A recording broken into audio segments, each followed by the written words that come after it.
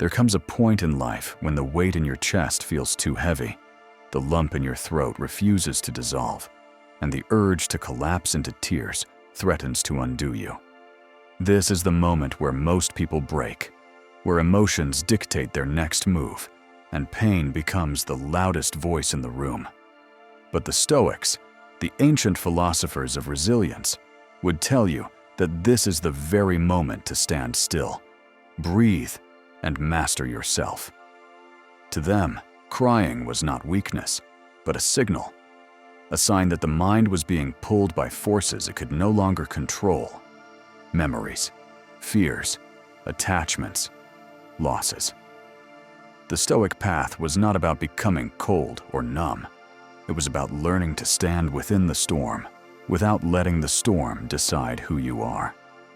Marcus Aurelius wrote in his Meditations, "You have power over your mind, not outside events. Realize this, and you will find strength." This is the essence of Stoic control, to refuse to let the world's chaos break your inner peace. It is not about denying your feelings, but about refusing to be enslaved by them. The modern world is filled with moments that provoke tears, heartbreaks, betrayals, disappointments, the quiet death of dreams. And yet, every tear that falls is a small surrender to something you cannot change. The Stoic does not ask, "How can I stop crying?" They ask, "What am I holding on to that I should have already let go?" When you master the art of letting go, you take away the weapon that life uses to hurt you most, your own unwillingness to release the past. You become untouchable, not because pain never comes, but because it never stays. In this journey, we will uncover 7 Stoic principles that will teach you not only how to hold back tears in moments of weakness, but how to walk away from people, situations, and memories without looking back. Each principle is a discipline, forged in the minds of philosophers who lived through war, exile, betrayal, and loss, and still walked with dignity. By the end, you will not be heartless. You will be heart-strong. You will learn that the true art is not in feeling less, but in letting go faster. You will see that self-control is the highest form of freedom, and you will understand that tears are not always the release you need. Sometimes, the release is found in silence, in stillness, in walking away without a sound. Comment below. What part of today's affirmation, "What you think, you become," resonated with you most deeply? Why do you think it struck a chord? Your insight might be exactly what someone else needs to hear today.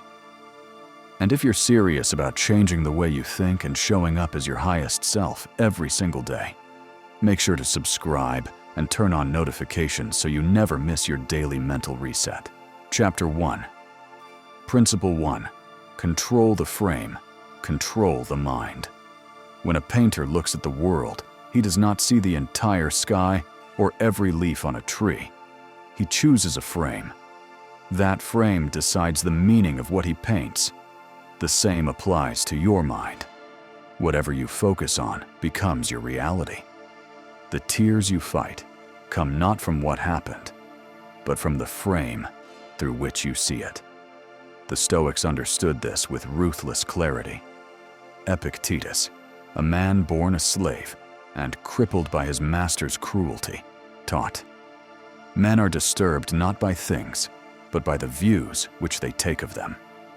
He had every reason to cry, yet he became one of the greatest teachers of self-mastery, because he learned to change the frame instead of the event.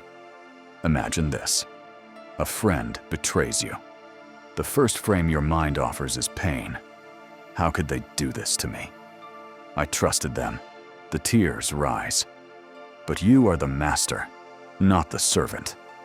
You step back and choose a different frame. I have been freed from a false friend. Their mask slipped early. The truth came sooner than I expected. Instantly, the weight changes. The same event, a different meaning. Controlling the frame is not about lying to yourself. It is about seeing the bigger truth. A loss can be a tragedy, or it can be the removal of what was never truly yours. A breakup can be abandonment, or it can be liberation from a future filled with quiet misery. A job rejection can be humiliation, or it can be protection from a path that would have suffocated your potential.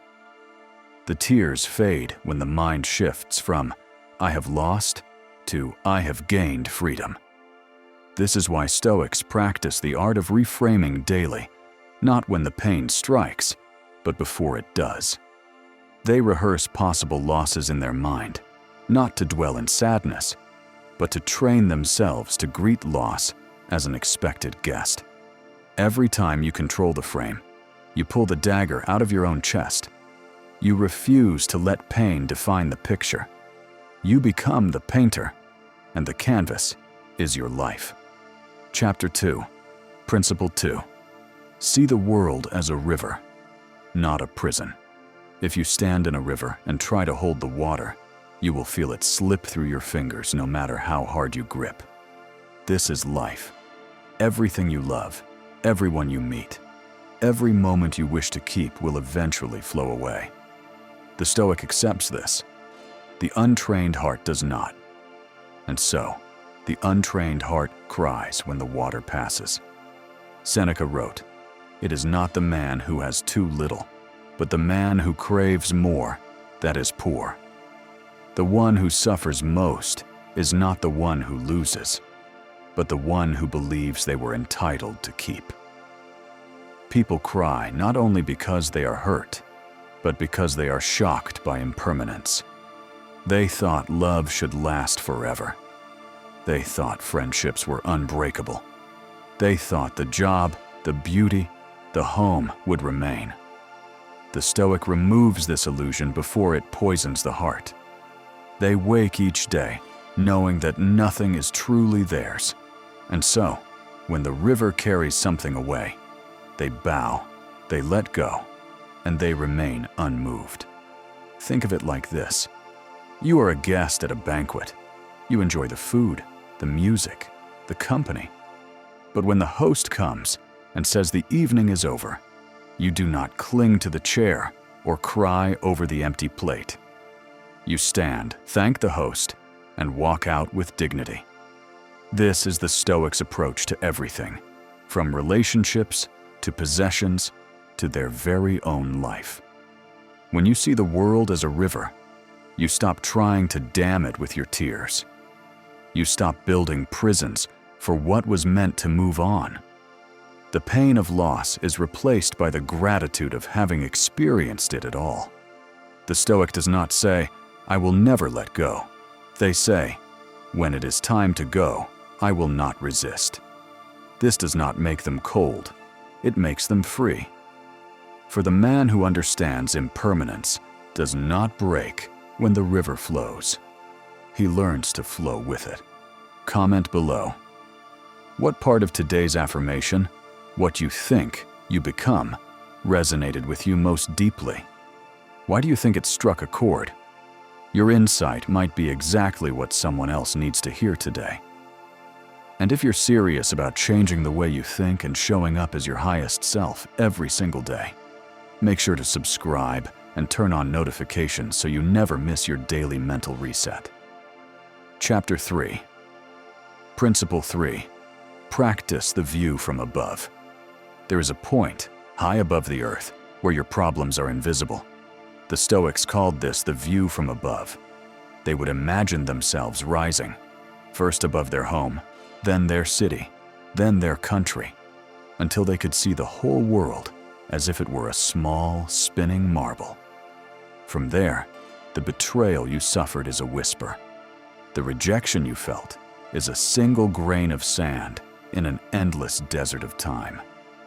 Marcus Aurelius, the philosopher-emperor who carried the weight of ruling Rome, often reminded himself in his journal, "All is ephemeral, both memory and the object of memory."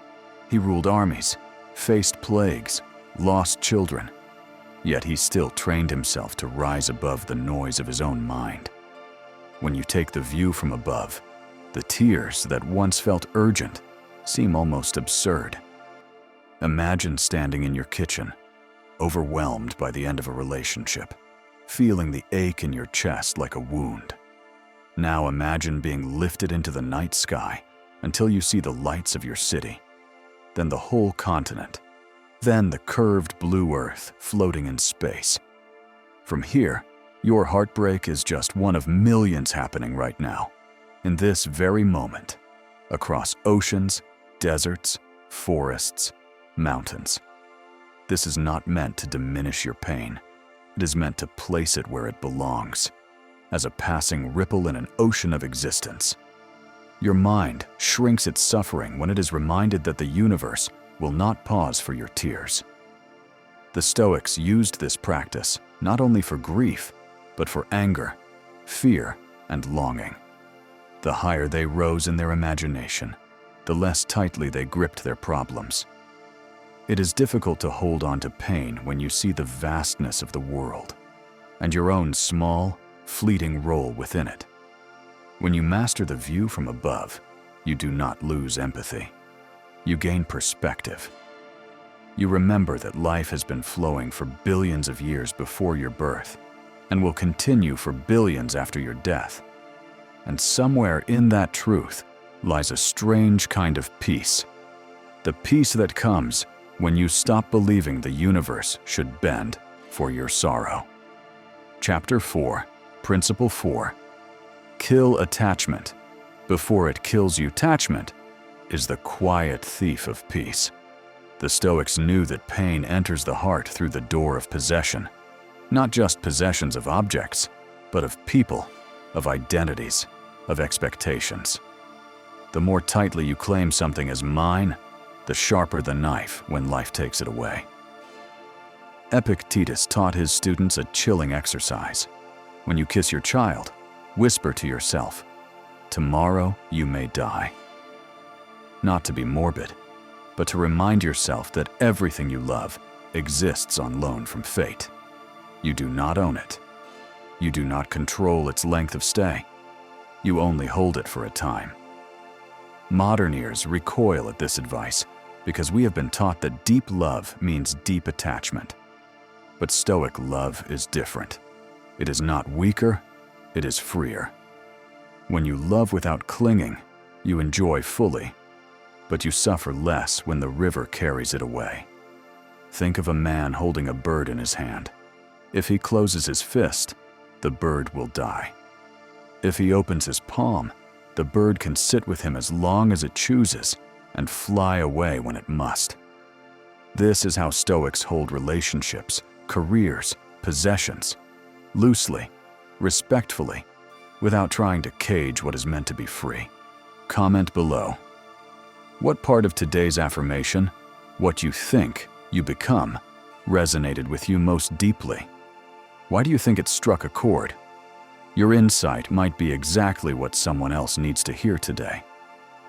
And if you're serious about changing the way you think and showing up as your highest self every single day, make sure to subscribe and turn on notifications so you never miss your daily mental reset.